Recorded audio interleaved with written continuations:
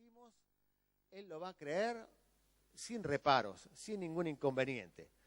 Así que nos movemos entre dos situaciones. Una, en la certeza de que el niño cree con sencillez. Y la otra, en que hay que bajarle el contenido de la Biblia a su entendimiento. Que de alguna manera es lo que se hace siempre desde un púlpito. Porque cada vez que alguien sube a un púlpito y abre la Escritura, lo que está haciendo es haciendo bajar al entendimiento de todos lo que ya está en la palabra de Dios. Porque nadie está inventando nada. No estamos sacando cosas que el Señor no las había puesto y las estamos inventando. Son cosas que ya están dentro de la palabra de Dios. Pero ¿cuántas veces necesitamos que algo se encienda de luz para poder entenderlo y para que baje a nuestro corazón? Hoy estaba leyendo, o mejor dicho, ayer estaba leyendo el libro de Nehemías. En el capítulo 8 de Nehemías hay una historia que es apasionante realmente. El pueblo, saben que había ido en cautiverio, había sido llevado a Babilonia y habían comenzado a regresar en contingentes, otra vez a habitar en la tierra prometida, en la ciudad santa de Jerusalén, que en ese momento estaba muy mal, todo estaba arrasado. Los que habían ido a Babilonia y habían prosperado se habían quedado en Babilonia. De la misma manera que ha ocurrido con los judíos de todos los tiempos, porque también hemos visto, por ejemplo, que luego de la gran dispersión que el pueblo de Israel sufrió a través de 1900 años, porque desde el año 70 hasta 1948 que se les devolvió el territorio, anduvieron desparramados por el mundo. Y cuando en 1948 se volvieron a abrir las puertas para que regresaran, muchos regresaron y muchos no regresaron. Y sigue habiendo en las grandes ciudades cantidad de israelitas. Los judíos de Nueva York son fuertísimos. Los judíos de Babilonia eran tan fuertes como los judíos de Nueva York. Era la gran ciudad, la gran metrópoli, vivían allí, y los que habían ido regresando a Jerusalén, algunos lo hicieron porque sintieron un llamado. Tenían que volver a esa tierra que Dios les había dado. Otros lo hicieron porque no les estaba yendo bien en Babilonia y probaron suerte a ver si en otro lado les iba mejor. Pero los que llegaron no eran los ricos ni los poderosos, eran los más sencillos. Y tenían que reedificar una ciudad que no tenía muros, que estaba todo tirado, que no tenía templo. Una ciudad que estaba devastada, en parte incendiada, saqueada. Había que levantar nuevamente las viviendas, estaba todo por hacer. Y entre todo lo que estaba por hacer, estaba la vida espiritual, que también la habían ido perdiendo con tantos años de estar en Babilonia. Un lugar donde había una abundancia de idolatría y de dioses paganos. Y desgraciadamente no había Biblias como hay ahora, que cada uno va a su casa y dice, ¿qué Biblia agarro? ¿La de tapa verde, la de tapa negra, la roja, la chiquita, la grande? Tenemos para elegir. En aquella época, ¿quién tenía una Biblia? Encima ni siquiera venían con un formato tan práctico como son los libros que nosotros tenemos. Venían en unos rollos escritos a mano, carísimos, por el trabajo que daba a los escribas tener que escribir todo eso. Así que no estaba al alcance de cualquiera.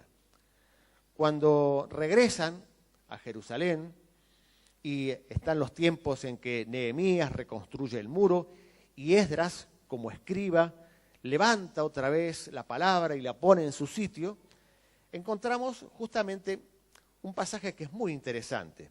Yo lo voy a leer en la NTV, Nueva Traducción Viviente. Es una Biblia muy práctica porque tiene un lenguaje muy cotidiano, muy actual. Y creo que justamente para trabajar con niños es muy buena. Lo mismo que también para trabajar con jóvenes y con adolescentes, porque hay palabras en la Reina Valera que no son del uso cotidiano, del uso coloquial. Son palabras que han quedado prácticamente exclusivas para uso literario. Y como estamos viviendo en generaciones que leen muy poco, son generaciones de televisión, de video, de todo rápido, colores, sonidos, hay un montón de palabras que no conocen. Y me doy cuenta que aún jóvenes y adolescentes tendrían que leer la Biblia Reina Valera con un diccionario al lado para ir buscando cada palabra porque no saben qué significa. Encima, aunque sepan qué significa, algunos tienen problemas para entender el texto, la comprensión del texto, no lo terminan de comprender. Creo que esta reina, bueno, es una reina la Biblia, sí. La NTV es una Biblia muy práctica porque lo baja a un lenguaje que es muy entendible. No sé si lo tenemos para pasarlo ahí, creo que no. Está la NBI. De todas formas, bueno, ustedes irán entendiendo igual, ¿no? Y el capítulo 8 de Nehemías dice, en octubre, mire cómo ya lo baja a un tiempo actual, ¿no? Es el mes de octubre. El otro decía el mes de Nisan, qué sé yo qué era. En octubre, cuando los israelitas ya estaban establecidos en sus ciudades, todo el pueblo se reunió con un solo propósito en la plaza, justo dentro de la puerta del agua. Le pidieron a Esdras, el escriba, que sacara el libro de la ley de Moisés que el Señor le había dado a Israel para que la obedeciera. Así que el 8 de octubre, el sacerdote Esdras llevó el libro de la ley ante la asamblea que incluía a los hombres, a las mujeres y a todos los niños con edad suficiente para entender. Se paró frente a la plaza, justo dentro de la entrada de la puerta del agua, desde temprano, por la mañana y hasta el mediodía, y leyó en voz alta a todos los que podían entender. Todo el pueblo escuchó atentamente la lectura del libro de la ley. El escriba Esdras estaba de pie sobre una plataforma de madera que se había construido para la ocasión. Gracias. A su derecha se encontraban Matatías, Sema, Anías, Urías, Hilcías, Maaseías, y a su izquierda estaban Pedaías, Misael, Malquías, Asum, Asbadana, Zacarías, Mesulam. Miren, un montón de nombres que seguramente no nos vamos a recordar ninguno, pero eran los ancianos que estaban rodeando a Esdras en este evento tan importante. Esdras estaba de pie en la plataforma, a plena vista de todo el pueblo. Cuando vieron que abría el libro, se pusieron todos de pie. Entonces Esdras alabó al Señor, el gran Dios, y todo el pueblo con las manos levantadas cantó amén, amén. Luego se inclinaron y con el rostro en tierra adoraron al Señor. Entonces los levitas, y ahí lo tenemos otros cuantos nombres, Jesúa, Bani, Serebías, Jamín, Acub, Sabetaí, Odías, Maaseías, Kelita, Azarías, Josabed, Anán y Pelaías, instruyeron al pueblo en la ley mientras todos permanecían en sus lugares.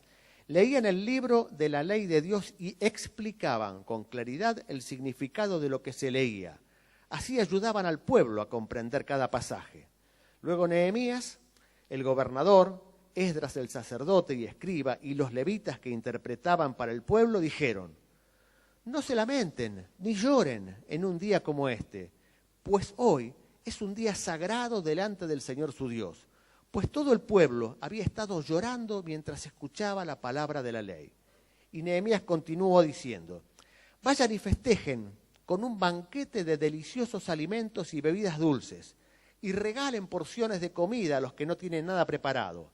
Este es un día sagrado delante de nuestro Dios. No se desalienten ni se entristezcan, porque el gozo del Señor es nuestra fuerza.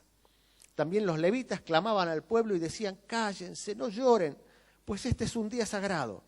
Así que el pueblo se fue a comer y a beber en una gran fiesta, a compartir porciones de comida y a celebrar con gran alegría. ¿Por qué? Porque habían oído y entendido la palabra de Dios. Miren qué interesante. Todos se reúnen con un solo propósito. ¿Cuál era el propósito? Oír la palabra de Dios. Una palabra que seguramente no habían oído en años. No habían oído porque habían tenido circunstancias adversas, complicadas, y seguramente que también el enemigo habría aprovechado para que se perdiera esto y no se pudiera transmitir. Y ahora estaban todos deseosos de escuchar, tenían hambre de la palabra de Dios. No la conocían. La conocían medio de oídas, pero no la conocían en realidad. Eso es lo que leyeron en ese momento, eran la ley, los 5 primeros libros. Nosotros tenemos un montón de libros más ahora para poder leer. Pero aquella parte de la palabra de Dios trabajó en sus corazones de una forma tremenda. Los niños también desconocen la palabra. Y aun cuando uno les enseña, muchas veces parece que no se acuerdan después, porque son chiquitos. Y a veces llegan adolescentes y se hacen unos líos bárbaros todavía, no saben quién era Abraham o Moisés. Uno dice, pero ¿cómo puede ser? Si desde chiquitos se les vienen enseñando las historias bíblicas y después todavía se hacen lío. Pero bueno, es un desafío que tenemos para poder hacer lo que hicieron estos hombres. Poder abrir la palabra, poder leérsela, poder explicársela. Y que ese sea nuestro propósito, ¿no? El enseñar. La enseñanza es algo extraordinario. Es extraordinario porque los primeros bendecidos somos los que enseñamos. Yo creo que el que enseña es el primero que tiene que estudiar y es el primero que se le aclaran un montón de cosas. Yo recuerdo cuando estudié teología, me pareció que me había quedado todo atado con alambres. No sabía si tenía algo claro o no. Tenía un montón de conocimientos desperdigados. Pero un día alguien me dijo, tenés que dar teología en casa bíblica. Yo dije, uy, qué locura, ¿cómo hago con esto? Pero qué bendición, porque cuando tuve que empezar a estudiar para dar, ahí es cuando realmente aprendí. Y creo que el desafío que nos mueve a enseñarle a los chicos nos hace crecer, nos afirma dentro de la iglesia, nos afirma en el entendimiento, nos hace entender cosas que no entendíamos. En el buscar para dar, nosotros somos los primeros que recibimos. Y esto es una gran bendición. Por eso qué bueno que todos los creyentes pudiéramos estar activos en la obra. Que ningún creyente se quede pensando, yo estoy bien, vengo, recibo, estoy sentadito acá, pongo mi ofrenda y me voy para mi casa. Creo que el Señor no nos llama solamente para ser uno en un montón. Nos llama para ser alguien dentro del cuerpo, con una función, con una utilidad. Esa es la voluntad de Dios. Que cada uno de nosotros funcione porque somos parte de un organismo viviente. Y esa vida que tenemos sirve para algo. Todo lo que tenemos en nuestro cuerpo tiene alguna utilidad. Algunos no saben para qué sirve el dedo chiquito del pie, pero sirve. Otros se preguntaron, ¿para qué estará el apéndice? Nada más que para operarla, pero sirve. Otros dicen, ¿para qué me saldrán las muelas de juicio si son las primeras que se me pican? Pero están, son parte de la voluntad de Dios. Y todos tenemos alguna función, mayor o menor, pero todos servimos y todos somos útiles. Y qué bendición que poder ser útil dentro de la escuela dominical. Así que aquellos hombres se reunieron con el propósito de oír la palabra de Dios. ¿Y quiénes eran? Hombres, mujeres y todos también los niños, dice, capaces de entender. Esto lo dice la NTV. En la Reina Valera no menciona la palabra niños, pero dice los que estaban en edad de entender. Así que bueno, no sé desde qué edad habría, pero seguramente que había niños que estaban en capacidad de poder comprender lo que se estaba diciendo. Y empezaron a escuchar. Un ratito, no, toda la mañana. Desde la mañana temprano, dice, hasta el mediodía, dice el versículo 3. Así que miren qué ventaja, ¿no?, que ya nos llevaban. Miren si nosotros hubiéramos venido desde acá, por desde las 7, y le pegamos duro hasta la 1, leyendo Biblia y leyendo Biblia y leyendo Biblia. Alguno quizá empezaría ya a desfallecer. Pero aquellos hombres lo estaban recibiendo por primera vez. No tenían la bendición de decir, prendo la radio FM Victoria y escucho una buena predicación. Voy al culto 4 veces por semana y escucho la palabra de Dios. Prendo el televisor, me engancho en uno de los canales cristianos y tengo un surtido de pastores de todos colores, tamaños y medidas para lo que me guste. No tenían esto. Esta era la oportunidad y la querían aprovechar al máximo. Así que ese día 8 de octubre, todos los que estaban en edad se reunieron durante toda la mañana a escuchar. A Esdras le armaron un púlpito de madera, bien construido, y lo rodeaban todos estos hombres con nombres raros, ¿no?, que estaban sentaditos alrededor, como diciéndoles, nosotros te apoyamos, Esdras.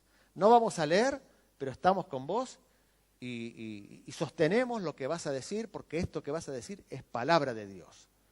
Esdras abrió el libro, o mejor dicho, yo estoy abriendo el libro así, que no era un libro así, abrió el libro, lo puso sobre el púlpito, empezó a leer, y cuando la gente vio que abría el libro, sintieron el respeto tremendo por la palabra de Dios y todos se pusieron de pie. Yo no sé si habrán estado toda la mañana de pie. A lo mejor en algún momento se fueron sentando o quizás fueron armando grupos para poder escuchar y entender y comprender la palabra. Porque acá fue ocurriendo algo especial, porque el versículo 6 nos dice, entonces Esdras alabó al Señor. ¿Qué es lo que hemos hecho nosotros cuando empezamos? Alabamos al Señor. Fundamental para que la presencia de Dios esté. No sé cuánto tiempo alabó al Señor. No sé si fue una alabanza cortita, pero me imagino que no habrá estado 5 minutos. Debe haber sido una alabanza. Y después de que hizo esa alabanza al Señor sobre su plataforma, dice la palabra de Dios que el pueblo cantó amén, amén. No dijeron amén, amén. Cantaron amén, amén. Nosotros también tenemos alguna canción, no como para cantar amén, amén. Amén, amén, ¿no? Debe haber sido algo por el estilo.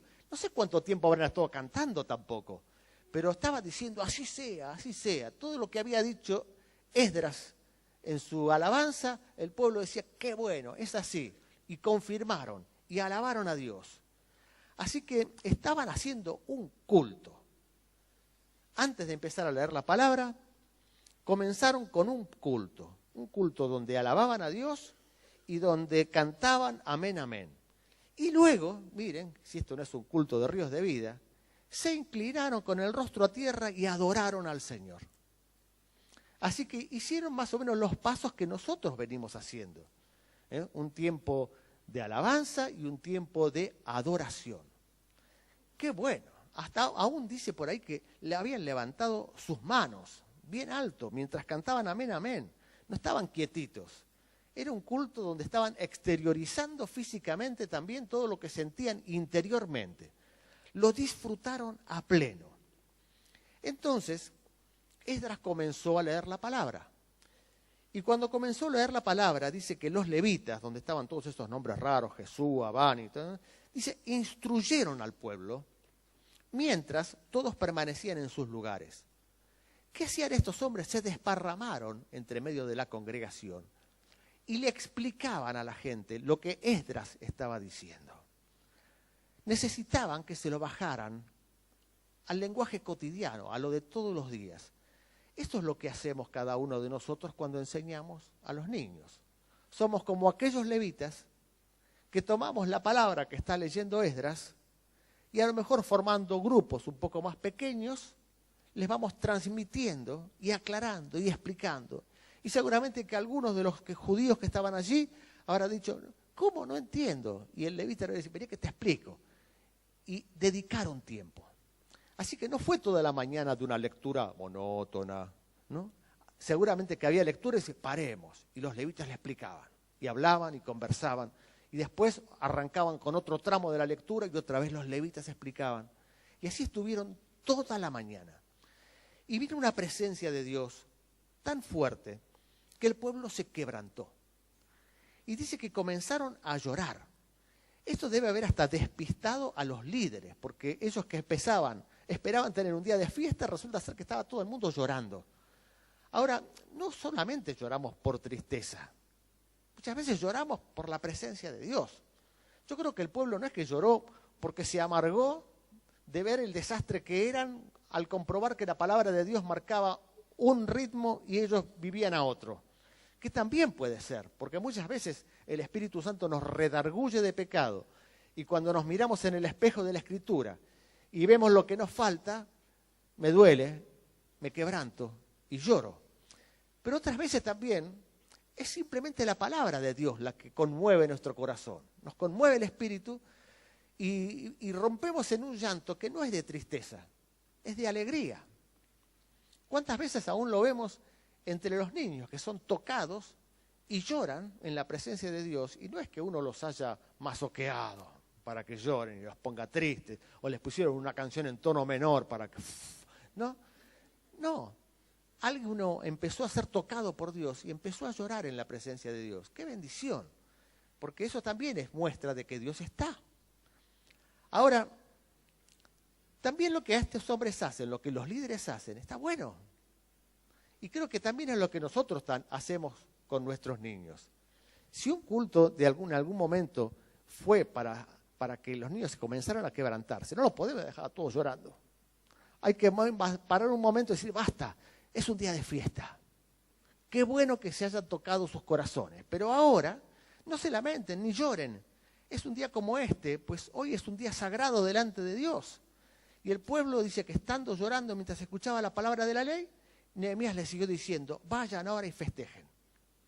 Así que cuando aún, si en algún momento uno entra en ese estado de tristeza o de melancolía, porque la palabra de Dios lo confrontó con el pecado, es bueno sufrirlo, pero después también festejar que Dios lo haya hecho.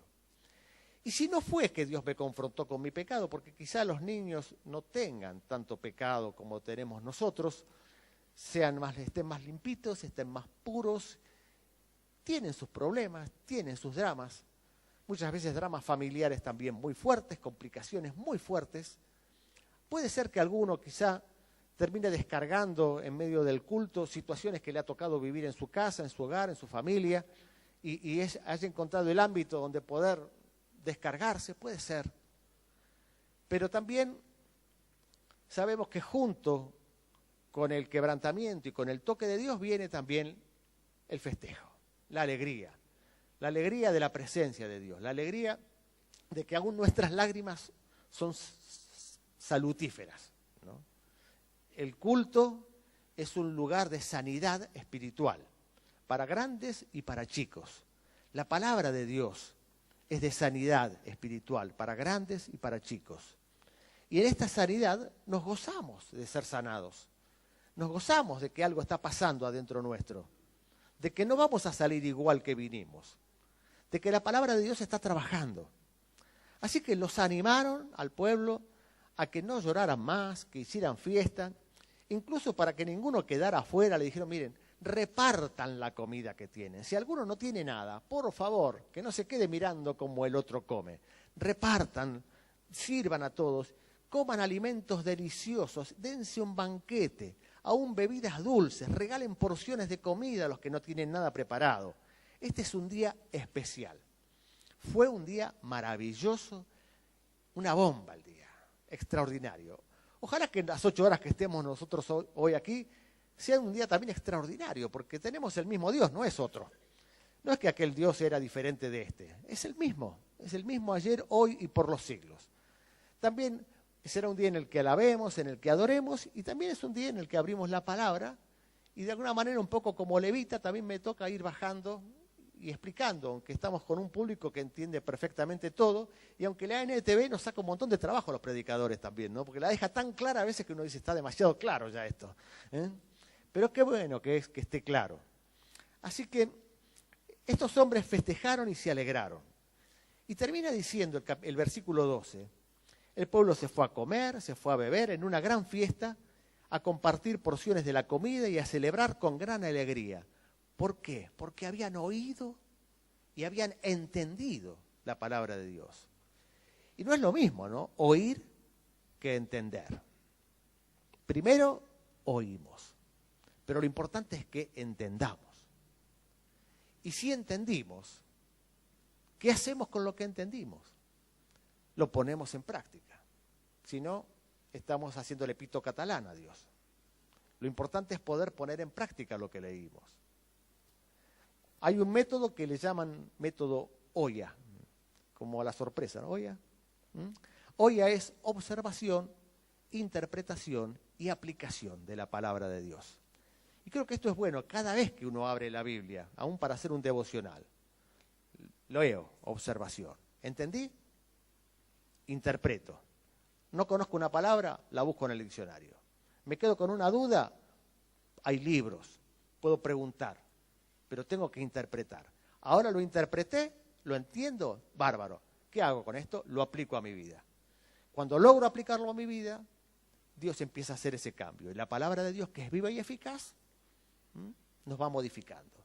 A veces rápidamente, a veces lentamente. Pero cuando miramos hacia atrás y vemos lo que éramos, a lo mejor hace 4, 5, 6 años atrás, uno dice, ¡opa! Algo pasó. Qué bueno. Tenemos un Dios vivo, un Dios que está funcionando a pleno, que no se apaga, que no murió y que está con nosotros en este momento. Así que a lo largo de este año, ¿cuántas veces tendremos oportunidad de hacer capítulo 8 de Nehemías, ¿no? Un tiempo en el que alabemos, adoremos, leamos la palabra y podamos ver lo que sucede en medio del grupo en el que estamos con lo que estamos haciendo, lo que hace Dios. Porque lo que nosotros hacemos es tan relativo, lo importante es lo que hace Dios. Así que en esta gran responsabilidad podemos ahora pasar quizá al Nuevo Testamento. En Romanos capítulo 10 encontramos a Pablo, un extraordinario predicador de la palabra, un hombre que llevó la palabra por toda Asia y por toda Europa, por toda Asia Menor y por toda Europa, y desparramó el Evangelio de una forma extraordinaria. Capítulo 10 de Romanos, versículos 13 al 15, vamos a leer, dice: pues todo en que invocare el nombre del Señor será salvo. Pero ¿cómo pueden ellos invocarlo para que los salve si no creen en Él? ¿Y cómo pueden creer en Él si nunca han oído de Él? ¿Y cómo pueden oír de Él a menos que alguien se lo diga? ¿Y cómo irá alguien a contarles sin ser enviados? Por eso la Escritura dice: qué hermosos son los pies de los mensajeros que traen las buenas noticias, ¿no? O qué hermosos son los pies de aquellos que predican el Evangelio. ¿Saben que tienen pies hermosos ustedes? No importa si fueron al pedicuro y se pintaron las uñas y los tienen lisitos, no importa.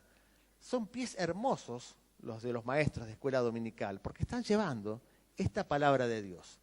Y aparte hay un llamado también. Porque no cualquiera dice: a mí se me dio la gana. Bueno, qué sé yo, a lo mejor puede ser un colaborador. Pero qué bueno cuando está ese llamado que Dios ha puesto carga en el corazón de cada uno. Por eso Pablo insiste en toda esta secuencia de cosas, ¿no? Es bueno que sean salvos. Todo el que invocar el nombre de Dios será salvo. Fantástico. Pero ¿cómo pueden invocar si no creen en Dios? Alguien tiene que creer. Para que crean, alguien tiene que hacerles oír de Dios. El que tiene que hacerles oír de Dios, ¿cómo lo va a hacer? A menos que alguien le diga: anda y hacelo. Y ese seguramente tendrá que ser Dios, o también pueden ser los ministerios que Dios pone en la iglesia, que pueden ir dando una palabra, guía para la vida de cada uno. ¿Cómo irá alguien a contar si no es enviado? Y termina diciendo este gran piropo podológico. Qué hermosos son los pies de aquellos que transmiten las buenas noticias. Realmente un placer. Ahora, necesitamos, sí, gracia, unción, conocimiento, todo lo que, el arsenal de cosas que podamos utilizar, fantástico, lo necesitamos. Pero hay algo que contamos que es inherente exclusivamente a la palabra de Dios. La palabra de Dios es sobrenatural, no es un libro común y corriente. La palabra de Dios impacta el corazón ya por ser la palabra de Dios nada más. ¿Cuánta gente ha dado testimonio de que se convirtió por ver un texto bíblico en una pared? O porque un día alguien le metió la mano por la ventana del colectivo y le dio un tratadito y leyó un textito y ese texto entró en el corazón y hizo lo que tenía que hacer. Va más allá aún hasta del entendimiento, ¿no? Es esa espada que dice Hebreos 4:12, que la palabra de Dios es viva y eficaz. Es viva. Y creo que es algo que podemos comprobarlo a diario. Porque hay libros que uno los puede leer un par de veces, pero después ya que va a seguir leyéndolo, ¿no? Es como medio aburrido. Pero la Biblia lo puede leer 1, 2, 3, 4, 5, 6, 20, 5.000 veces. Pasajes que lo hemos leído pero infinita cantidad de veces y siempre sigue dando más jugo. Es como un limón que no se acaba nunca. Cada vez que uno lo aprieta sale jugo. La Biblia, siempre que uno lo aprieta, sale jugo. Y por eso que Pablo dice en 4:12, a ver cómo lo expresa esta versión, dice: la palabra de Dios es viva y poderosa es más cortante que cualquier espada de 2 filos. Penetra entre el alma y el espíritu, entre las articulaciones y la médula del hueso. Mira, acá dice los tuétanos, decía la otra versión. La médula del hueso es como que lo entendemos más, ¿no? Deja al descubierto nuestros pensamientos y deseos más íntimos. No hay nada en toda la creación que esté oculto a Dios. Todo está desnudo y expuesto ante sus ojos. Y es a Él a quien rendimos cuentas. Así que contamos con lo sobrenatural de la palabra de Dios. Contamos con esto que Dios puede hacer aun cuando seamos muy torpes. Un versículo leído puede hacer el efecto más sorprendente que nos podamos imaginar. Hay veces que hay personas que pueden hasta confundirse un poco y por ahí vienen y dicen, pero qué bien, qué bendición la palabra que me trajo. No, yo no la traje, está en la Biblia, es palabra de Dios. No es mérito del que lo está predicando, es mérito del poder inherente a la palabra de Dios, porque es viva y es eficaz. Es poderosa en sí misma. Tenemos una herramienta extraordinaria, que es esta palabra. Impacta a niños que a lo mejor pueden no terminar de entenderla intelectualmente, pero entró la espada y los tocó en el espíritu. Y el niño algo agarró. No lo entendió, pero algo le hizo clic acá adentro. Y después, a veces, esos niños crecen, entran en la época de rebeldía, entre la época de la preadolescencia, la adolescencia, empiezan a hacer cosas raras, empiezan a ponerse rebeldes, se van a veces al mundo, pero lo que se sembró está. Y la Biblia también nos dice que enseñemos al niño y después en ese camino en el que va, aun cuando sea grande, no se va a apartar. Y a veces se van, pero vuelven. Porque el elegido vuelve. El elegido está elegido por Dios, no está elegido por nadie, no está elegido por nosotros, está elegido por Dios. El elegido vuelve. Y cuando vuelve, qué bendición que es por ahí encontrarse después de muchos años y decir, ay, yo lo conocía cuando era chiquito porque yo fui su maestro de escuela dominical. En 1 Corintios 9:16, otra vez, este precioso apóstol Pablo nos dice algo extraordinario. Y dice, sin embargo, predicar la buena noticia no es algo de lo que pueda jactarme. Estoy obligado por Dios a hacerlo. Qué terrible sería para mí si no predicara la buena noticia. Reina Valera dice, ay de mí si no predicara el Evangelio. Y acá dice, qué terrible sería de mí si no lo hiciera. Así que todos los que hemos sido llamados a predicar el Evangelio, nos sentimos obligados a hacerlo. No obligados porque nos están mirando, no obligados porque hay alguien que va a decir, uy, este se calla, no habla, sino obligados por el amor de Dios. Obligados espiritualmente, algo desde adentro nos impulsa a poder compartir lo que para nosotros es una gran bendición. Así que aún en este trabajo con niños está esta obligación espiritual, no de los líderes, sino de Dios mismo, que nos empuja a hacer esto para su gloria.